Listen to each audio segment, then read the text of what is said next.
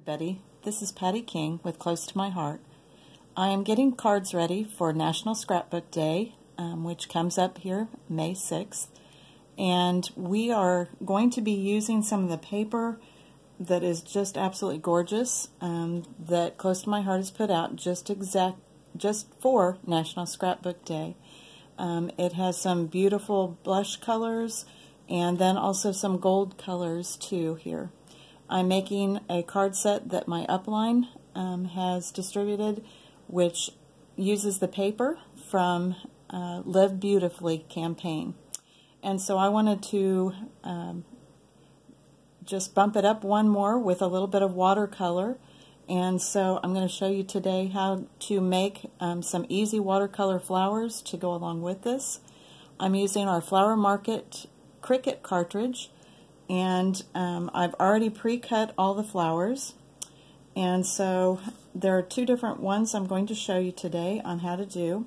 The first one is just simply watercoloring the background, the white paper that will go underneath our flower here. And so I'm just taking a water brush, and I am going to be using some of our watercolors. And I'm going to go ahead and get some of the kind of burgundy color wet. So I'm just dripping some watercolor into this, dripping a little bit of watercolor into the pink, and a little bit into the gray down here as well.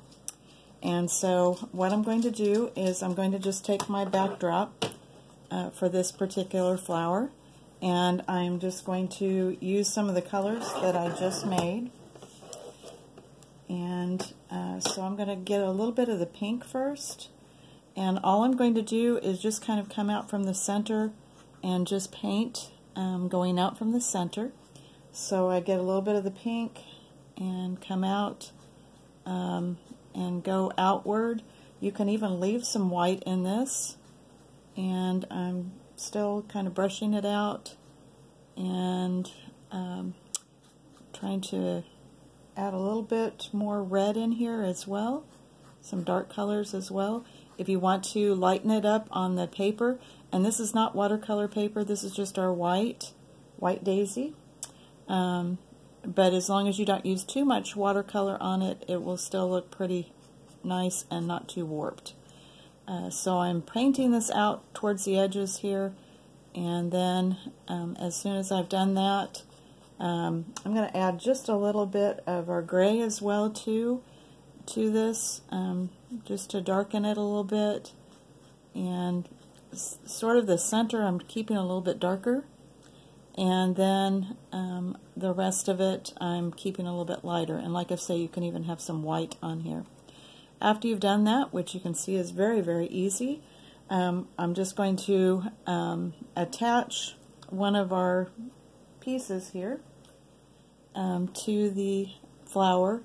And so I would just go ahead and first of all figure out how to line it up, and after it is all lined up here, I would just go ahead and glue that on, and it makes for a really pretty flower here. And I have just a couple of other examples that I've already stuck down. So here's that one. This is one of the ones that's stuck down already. And here's another one with a little bit different flower that's also stuck down already. After I had done these, I went ahead and after that discovered another technique, and that is taking the top piece and using it as a stencil. And so I'm going to just hold it in place and line it up. And I have found when you're trying to line these up that as you're doing this, if you will line up, I usually line up the little bumps right here and right here on these and make sure that I'm on the right side first of all, so that I don't have the white upside down. So again, I'm going to take my colors, my pinks and my reds, and I'm going to start with the darkest color first for kind of the center. And so I'm just putting it down right over the top of this and painting away, and kind of coming around and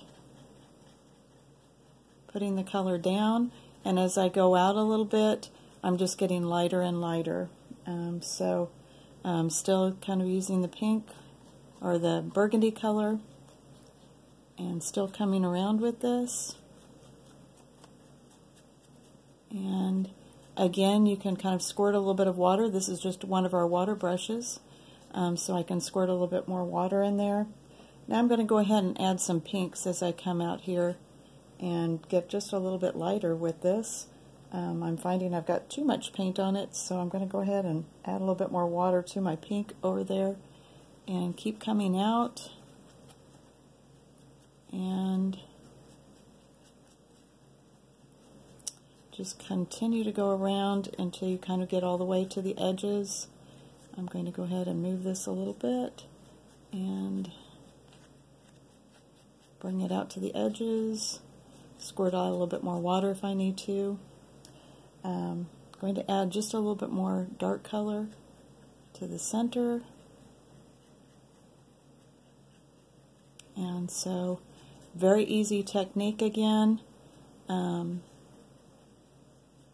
you cut the flower out with the flower market, it cuts both the background, the white that I have here, and then it also cuts out the foreground, which you can use as a stencil. So there's that. I'm going to go ahead and remove that now, and you can kind of see the pretty flower that ends up coming from that. You can do in all sorts of different colors and whatnot. I've got a couple more here. This is one with the other flower, and then I also did some blue ones as well. Here's a blue one. And off of the stencil, a little bit of the red came off, but it didn't really bother it in the center there.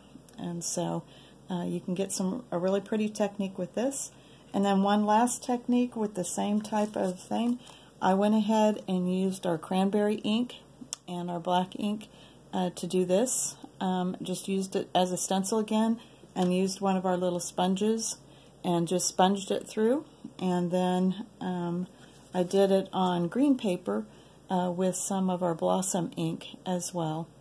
And so if you're interested in any of the product, first of all, our paper is only during National Scrapbook Month, which is May.